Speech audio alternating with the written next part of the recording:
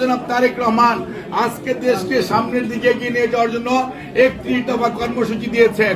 আমরা ঐক্যবদ্ধভাবে সেই কর্মসূচি জনগণের কাছে নিয়ে যাব, জনগণকে আশ্বস্ত করব, জনগণকে কর্মসূচির পক্ষে আমরা ঐক্যবদ্ধ করব এবং আমাদের কর্মসূচির পক্ষে সমর্থন আদায় করব।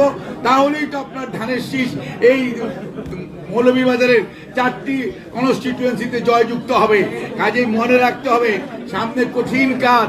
কাজেই আগামী দিনে যারা দায়িত্বপ্রাপ্ত হচ্ছেন তারা আহ্বায়ক কমিটি মাত্র 30 থেকে 40 দিন, রমজান পয়লা মার্চের আগে আপনাদের জেলা সম্মেলন হতে হবে, অর্থাৎ 15ই ফেব্রুয়ারির মধ্যে আপনার ইউনিট কমিটির সম্মেলন শেষ করতে হবে। কাজেই সেই দিকে লক্ষ্য রেখে আমাদের ভুল ভ্রান্তি ছোটখাটো এই দল বিরাট বড় দল 17 বৎসর যাবৎ আন্দোলন সংগ্রাম কাউন্সিল ঠিক মতো আমরা করতে পারিনি। আন্দোলন সংগ্রামের কারণে আমাদের অনেক নেতা তৈরি হয়েছে, যাদেরকে পদ দেওয়া দরকার আমরা দিতে পারি নাই।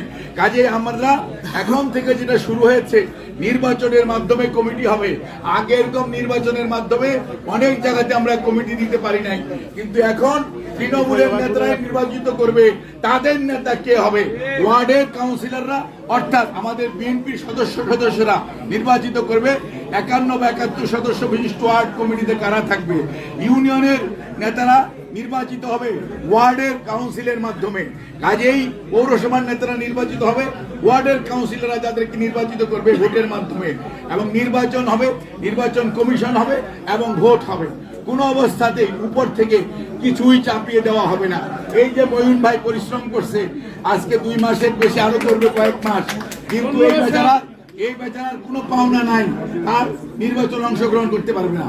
অর্থাৎ সে খাটলো ঠিকই, কিন্তু তার শেষে কাউন্সিলটা সুন্দরভাবে করে দেওয়া। কিন্তু ইতিহাস থাকবে যে বিএনপি মৌলভীবাজারের প্রেসিডেন্টের নাম ফয়জুল করিম ময়ূন।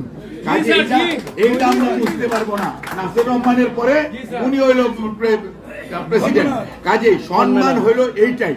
কাজেই মনে রাখতে হবে দল যাকে যখন যে দায়িত্ব দিবে আপনারা সেটা পালন করবেন। কোন অবস্থাতেই নিজেদের মধ্যে, আমাদের মধ্যে অনেক লোক এত, আমরা আগে আসি নাই, আমরা আওয়ামী লীগের পিরিয়ডে আসছি না, আমাদের কি আমরা এত লোক হইতে পারছি? এত লোক হইতে পারি নাই। কাজে মনে রাখতে হবে যারা ওই সময়ও আসছেন এখনো আছেন তারাই নেতৃত্ব দিবেন, অন্যরা আমাদের পাশে থাকবেন।